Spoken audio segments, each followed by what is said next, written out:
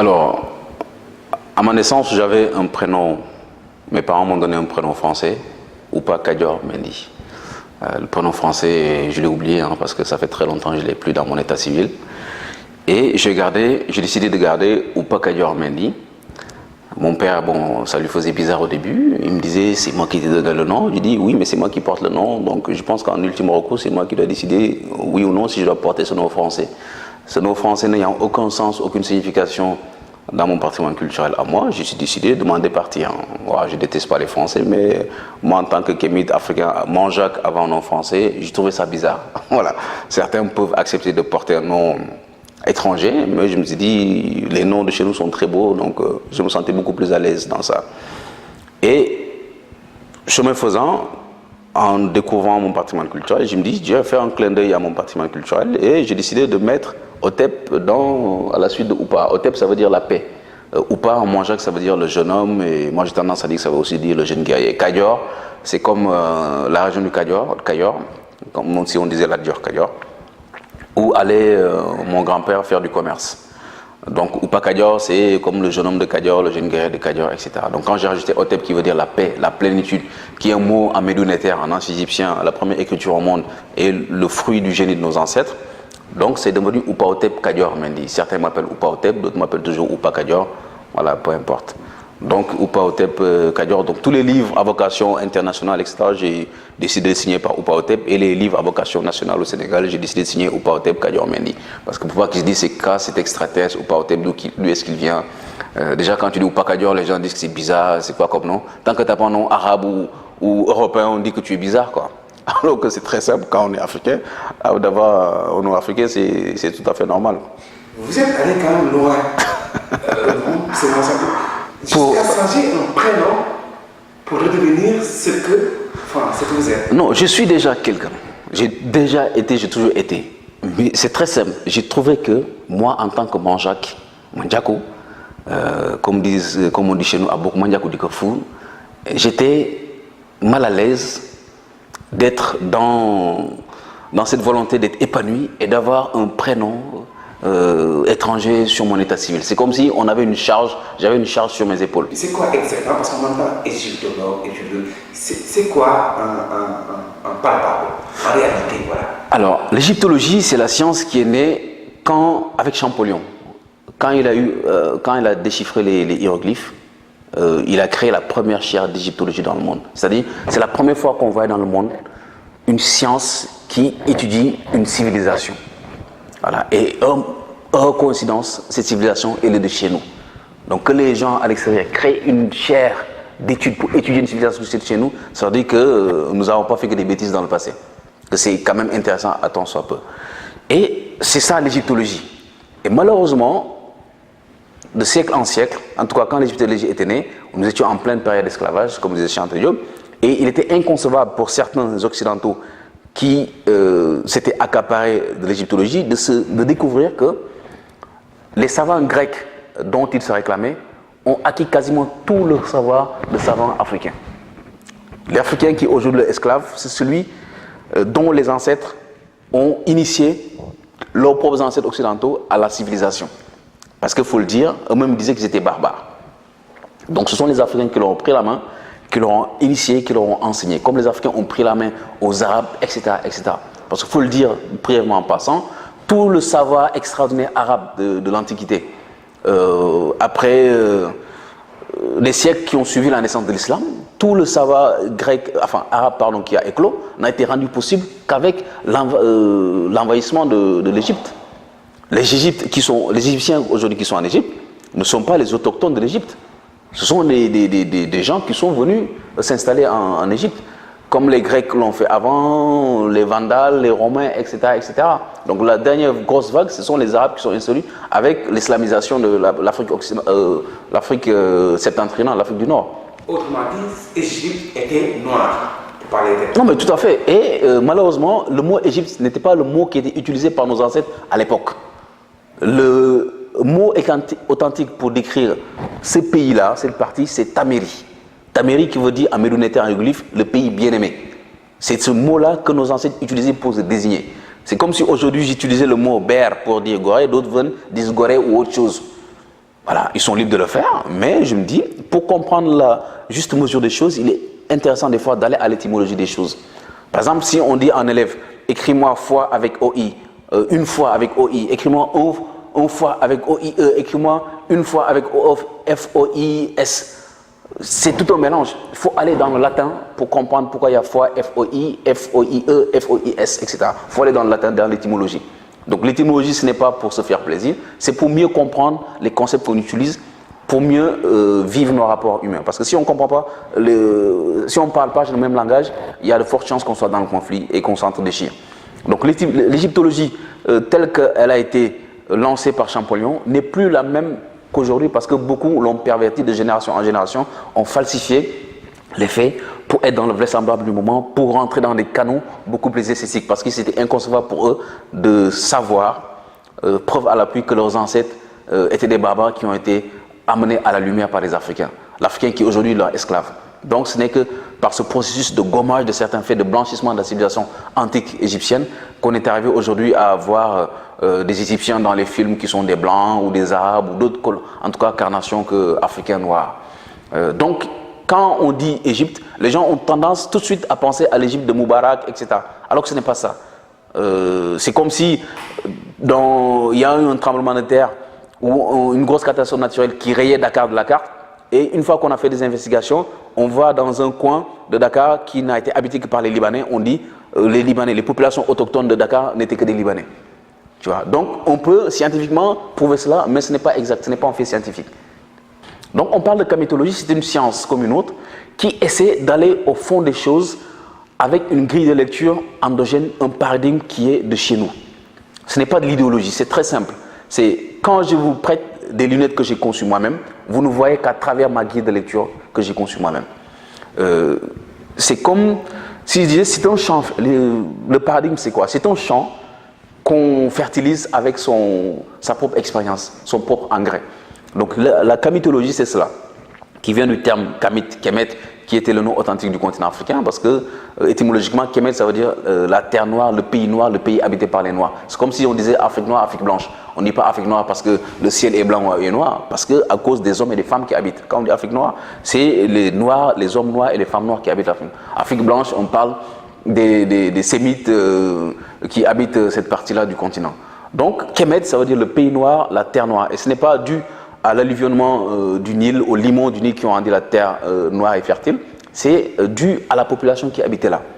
Donc toute idéologie mise à part. Donc la mythologie, c'est une science qui est née dans cette volonté de faire une part belle en nos humanités classiques, d'expliquer des choses qu'on vit aujourd'hui à partir d'un regard qui est endogène, notre propre regard à nous. Donc la mythologie, ce n'est pas aller dans des millénaires d'histoire, 6251 ans d'histoire, c'est comprendre un processus historique à travers beaucoup de sciences, comprendre ce processus-là, mieux vivre le présent aujourd'hui et mettre en place des stratégies opératoires pour bien vivre notre futur. La mythologie, c'est une vision de l'Afrique, du monde, à travers notre propre grille de lecture. Parce que les autres peuples ont une vision du monde, une grille de lecture qui leur est propre. Pourquoi nous aurons une grille de lecture, une vision du monde empruntée des autres? Quelle est la recette pour cette déconstruction qu'on parle, qu'on cite toujours, sur la déconstruction? Quelle est la recette, ou en tout cas les étapes qu'il faut passer pour qu'il y ait cette équilibre? Alors, sans prétention aucune, je pense que chacun, dans son coin, a une idée de qu'est-ce qu'il y a lieu de faire pour que notre quotidien s'améliore. Mais en me basant sur ma propre expérience, sur mes valeurs culturelles, sur ma vision du monde, sur mon intelligence, je me dis, en tant que Kémite, en tant qu'Africains, et nous, nos frères et sœurs, qui vivent les mêmes situations que nous, il est utile pour se départir de cette situation, de connaître ce qui nous a connus dans cette situation-là. C'est très simple. On dit souvent en Wolof, on a tendance, comme disait Mongozi Ali Swahili, le président des Comores, des années 76 à 78, qu'on a prétention, on a toujours la propension à dire cette sentence-là, quand on ne sait pas où on va, on retourne d'où on vient. On le dit toujours, mais on n'a pas envie de l'appliquer. Il est temps aussi de l'appliquer. Et l'appliquer de façon très simple, c'est maîtriser sa propre langue. Quand on parle Wolof, il faut qu'on maîtrise Wolof, on connaisse la jeunesse des concepts, ce que ça veut dire. Quand on parle Manja, qu'on parle bien sa langue, qu'on connaisse son patrimoine culturel. D'abord, si tu étais d'abord un objet, ce serait quoi dans l'Égypte antique, dans l'Afrique de manière générale, ce serait quoi l'objet? La langue. La langue. La langue, parce que c'est le véhicule de la culture. C'est quand on la maîtrise, on maîtrise beaucoup de choses. Et ce serait quelle langue? La langue que je choisirais pour l'État fédéral d'Afrique, pour le Semataou, la langue de la Renaissance de Louhé Messoud, pour moi ce serait le Swahili, la langue d'administration, que j'ai commencé à apprendre quand j'étais dans Kemra à Lyon avec des camarades, le Swahili. Ma langue maternelle c'est le Manjak, j'adore le Wolof, j'adore le Diola, etc. Mais il faut une langue d'administration fédératrice. Les gens ont tendance à penser que nos ancêtres, comme je le dis en caricaturant, pour s'échanger entre eux, ils disaient glou glou glou glou glou glou glou glou glou, ils parlaient rien du tout, on ne se comprenait pas. Il a fallu attendre que Tintin vienne de ne sais pas où pour venir nous fédérer entre nous avec le français. Malheureusement, on parle le français entre nous, mais la langue, c'est quelque chose de fondamental. Ma langue maternelle, c'est le Manjak, que je parle bien, je fais la promotion parce que c'est quelque chose, c'est une fenêtre qui me permet de me déployer dans le monde. Mais la langue d'administration dans l'État fédéral doit être le Swahili. Parce que c'est la langue la plus parlée par les Africains sur le continent et dans la diaspora. Quand on maîtrise sa langue, c'est très facile d'apprendre une autre langue africaine. C'est très facile d'apprendre le Swahili parce que c'est le même fondement culturel. C'est une parenté génétique, comme disait Cheikh Anta Diop ou Théophile Obenga. Ce n'est que quand on ne maîtrise pas sa langue, on n'a jamais pris le soin de décortiquer et d'écrire. On pense que la langue que quelqu'un d'autre parle en Afrique, c'est quelque chose d'extraordinaire, c'est pas possible. Non. Tout ça, c'est l'ignorance qui nous conduit à cela. Et il est le temps, comme je le dis en provoquant, de dissiper l'ignorance et de disperser les ignorants. Parce qu'on a assez perdu trop de temps, on a assez perdu de temps. Donc si j'étais un objet fort, je serais une langue. Et un animal? Un animal, je serais le lion. Le lion, pourquoi le lion? La majesté, la bravoure. Et ça a un rapport avec notre histoire? Avec notre histoire aussi, parce que le lion de toute l'antiquité humaine, toute l'antiquité africaine, a toujours été un animal majestueux. Et nous, dans notre antiquité, il y a beaucoup d'autres animaux qui ont joué de grands rôles, mais le lion aussi a une place assez intéressante dans la faune, et principalement dans la zone géographique dans laquelle nous sommes, dans la zone sahélo-sahélienne en Afrique actuellement. Donc le lion, pour sa majesté, sa beauté, sa force, sa robustesse. Une idéologie politique? La volonté d'agir. La volonté d'agir. Peu importe le communisme, le socialisme, le républicanisme, la démocratie, etc. Tant qu'on n'a pas une volonté d'agir concrètement pour l'intérêt de ces populations, ça ne sert à rien. Et je pense que comme dans Alternative Générationnelle, ce qui nous anime forcément, c'est la cohésion, l'amour entre nous, mais la volonté d'agir. La volonté d'agir pour nos miens, pour les nôtres d'abord, et puis pour tout le monde par la suite, quoi. Quel est est-ce qu'il y a rien entre Opa Otek Kayor et Cheikh Anta Diop? Disons que, comme j'ai dit en avant-propos de mon livre, si mes parents étaient une bougie, la mèche, Cheikh Anta Diop aurait été la paraffine. Parce qu'une bougie, on n'allume pas comme ça parce qu'il y a une mèche. Il y a une substance qu'on appelle la paraffine. C'est ce qui permet à la flamme d'éclore. Donc Cheikh Anta Diop a été un peu la paraffine qui a permis à la lumière de s'éclore et d'éclairer mon parcours de vie.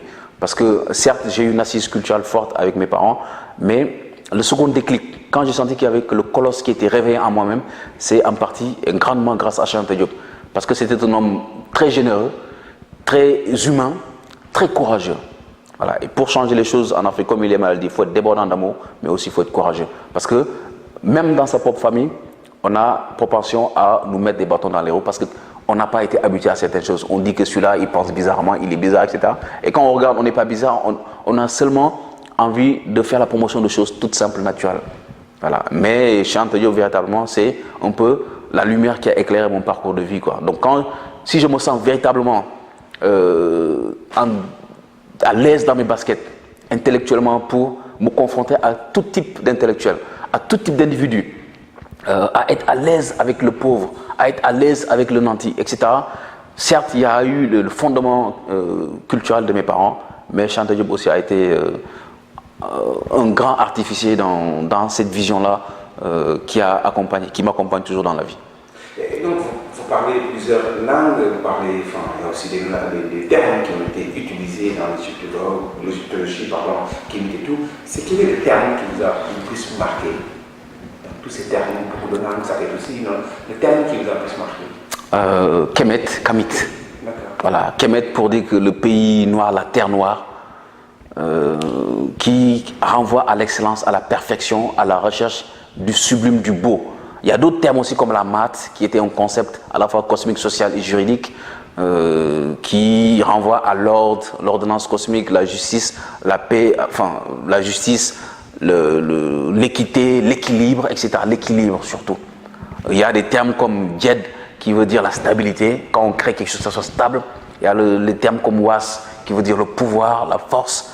Donc, tous ces termes, il y a beaucoup de termes, mais je peux dire que c'est Kemet. Et Kemet, un peu, c'est la porte d'entrée pour beaucoup de terminologies qui nourrissent mon imaginaire et qui me disent, peu importe la difficulté, il y a toujours une solution et je garde toujours un moral positif pour faire les choses. Vous regardez un jeune Africain dans les yeux, vous avez envie de lui dire quoi? Alors, accapare-toi de ton patrimoine culturel, maîtrise-le. Il n'y a que comme cela que tu peux comprendre véritablement les enjeux de ce présent et sublimer ton avenir. Il n'y a que comme ça que tu peux être véritablement maître de ton propre destin et être un leader. Parce que les Kémites, comme je l'ai dit, qui sont conscients des descendants de guides de l'humanité dans la voie de Maat comme Isfet, doivent redevenir les leaders de ce monde-là. Cela ne veut pas dire être contre les autres, cela veut dire être déterminer son destin, prendre les décisions qu'il faut pour l'épanouissement de son peuple et pour sauver d'autres personnes qui sont avec d'autres personnes là-bas. Et les Africains, les Kémites doivent redevenir le maître de ce monde-là pour protéger le monde, parce que le monde part en dérive si on le laisse à certains individus qui ne sont mus que par l'appât du gain, la gourmandise, la lâcheté, etc. Donc, le jeune Kémite africain ou africaine, la jeune africaine qui me regarde, c'est de s'accaparer de son patrimoine, de maîtriser sa langue. C'est très important. De se dire que il y a des choses intéressantes que nos ancêtres nous ont léguées, il faut les connaître. C'est très simple. Comme je l'ai dit souvent en caricaturant, quand on s'arrête 2 secondes et qu'on maîtrise ce passé-là, on ne va pas devenir moche, on ne va pas devenir méchant, on ne va pas devenir mauvais. Au contraire, on va sentir en nous une débauche de créativité. On va mieux vivre les rapports avec les autres. Certains, on peut, non, si je découvre certaines choses, je vais être méchant avec les autres. Pourquoi on va être méchant avec les autres? Il n'y a pas d'enjeu. C'est protéger soi-même, c'est la première loi de la nature. Self-preservation, comme on dit en anglais, comme disait Malcolm X. C'est protéger ses semblables d'abord, pour mieux vivre les rapports avec les autres.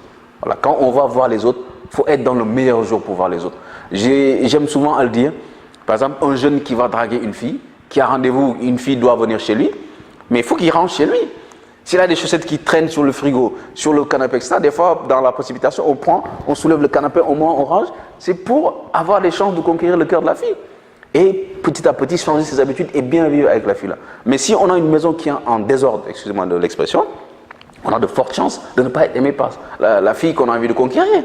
Donc, ça, c'est mettre de l'ordre chez nous. Parce que l'image que nous renvoyons entre nous et à l'extérieur n'est pas reluisante. Donc, il faut faire de l'ordre chez nous. Avant de balayer chez les autres, avant de dire les blancs ici, les blancs là ou les arabes, il faut que chez nous, nous soyons dignes de respect et respectables.